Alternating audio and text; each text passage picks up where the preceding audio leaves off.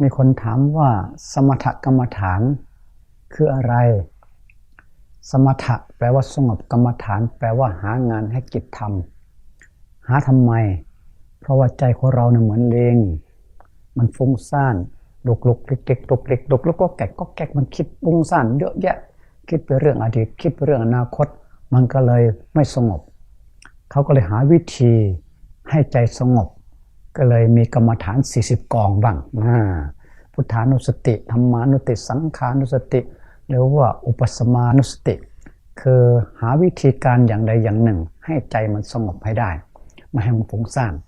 เพราะนั้นสมถกรรมฐานคือวิธีการทำใจให้เกิดความสงบ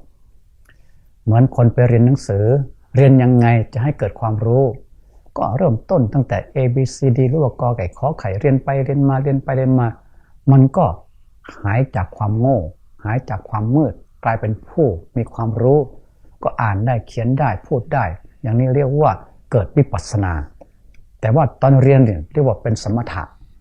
รู้เป็นวิปัสสนาเพราะนั้นคนที่เรียนหนังสือเขาต้องเรียนแล้วเรียนอีกเพราะการทำสมาธิไม่ให้ใจมันฟุ้งซ่านไม่ให้ใจมันบอกแวกเหมือนลิงไม่ให้ใจมันคิดโน่นคิดนี่มากเกินไปก็ต้องมีอุบายเช่นคำว่าอุบายก็คือหาคำบริกรรมมาพุทโธพุทโธสัมมาอรหังนามะพัทธะยุบหนอพองหนอเป็นอุบายทั้งนั้นอุบายอะไรอุบายให้ใจมันสงบให้ใจมันนิ่งแล้วได้อะไรก็ได้พลังความรู้ได้พลังสติได้พลังสมาธิได้พลังปัญญามันจะเกิดขึ้นมาเหมือนเราเรียนกอไก่ขอไข่ขอขวดท่องไปท่องมาท่องไปท่องมามันได้อะไรได้ความรู้ขึ้นมาพอได้ความรู้ขึ้นมาเป็นยังไงมันก็อ่านได้ก็เขียนได้พูดได้ถูกต้องด้วยอย่างนี้เรียกว่าเรียนเพื่อให้เกิดความรู้ความเข้าใจสมถะก็คือหางานให้จิตทำเพื่อไม่ให้จิตฟุ้งซ่านไปเรื่องอดีตมากนักไปเรื่องอนาคตมากนักหรือว่าอยู่กับปัจจุบัน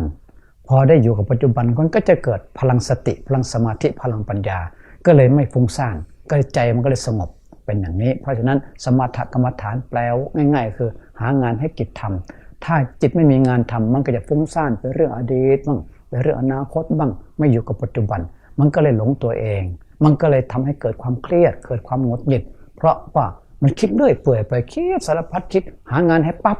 มันมีงานทำแล้วสิพอมีงานทำแล้วมันก็ไม่ฟุ้งซ่านแล้วก็เหมือนคนมีงานทำคนตกงานเป็นอย่างโอ้ยอยากได้งานโอ้ยมันฟุ้งซ่านน่ะคนไม่มีงานทำมันฟุ้งซ่านอยู่ก็ไม่เป็นสุขเพราะว่ามันขาดเงินขาดค่าคล่องตัวมันก็เลยฟุ้งซ่านแต่ถ้ามีงานปั๊บมีงานทำมีความสุขทำงานได้เงินมันก็เกิดความสงบมีเงินใช้แล้วอย่างนี้วันสมถกรรมฐานแปลว่าหางานให้จิตทำเมื่อจิตมีงานทำจิตก็จะเกิดความสงบ